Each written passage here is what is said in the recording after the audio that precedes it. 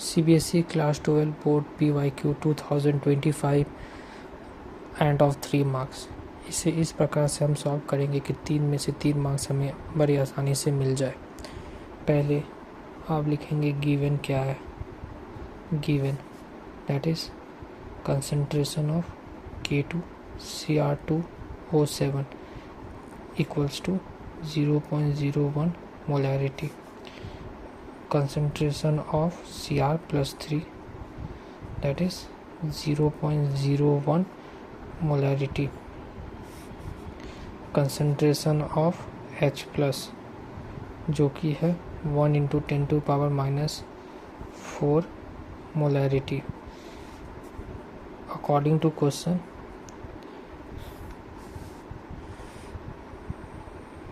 क्या पूछ रहा है हमसे?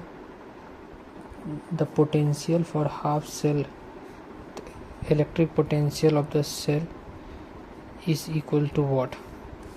इसके बाद आप लिखेंगे सॉल्यूशन।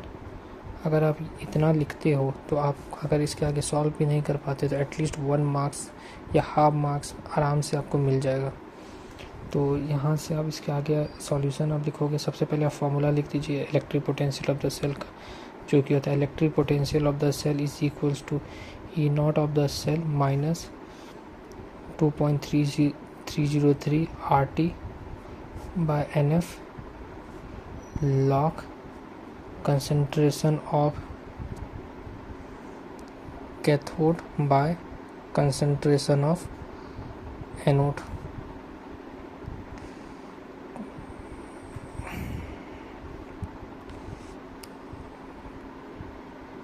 यहाँ लिख भी सकते हो आप चाहो तो concentration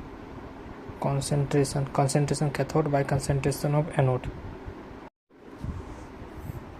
या इसी को आप लिख सकते हो electric potential of the cell is equals to E not of the cell minus 2.303 RT by NF log concentration of product by concentration of reactant। अब यहाँ से प्रोडक्ट हो गया ये Cr+3 और रिएक्टेंट हो गया H+ और Cr2O7 2 नेगेटिव। प्योर लिक्विड और प्योर सॉलिड का कंसंट्रेशन नहीं कंसिडर करते हैं, तो इसीलिए वाटर का कंसंट्रेशन हम नहीं लिखेंगे इसमें। ई नॉट ऑफ द सेल कितना दिया हुआ है 1.33, तो यहाँ पे आप ई नॉट ऑफ द सेल लिखेंगे 1.33 minus 2.303 RT upon N। N का वैल्यू कितना है? N मतलब नंबर ऑफ इलेक्ट्रॉन्स जो रिएक्शन में इन्वॉल्व हो रहा है, और यहाँ पे नंबर इलेक्ट्रॉन्स कितना यूज़ हो रहा है इस रिएक्शन में, दैट इज़ 6 इलेक्ट्रॉन्स।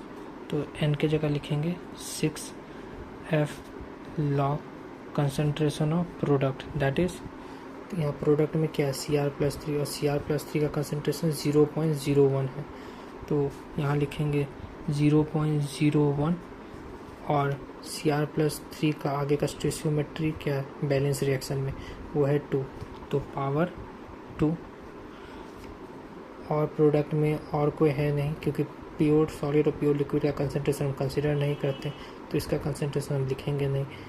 और रिएक्टेंट में अगर आए तो हमारे पास है Cr2O7 2 नेगेटिव, तो इसका लिखेंगे जो कि है 0.01 की पावर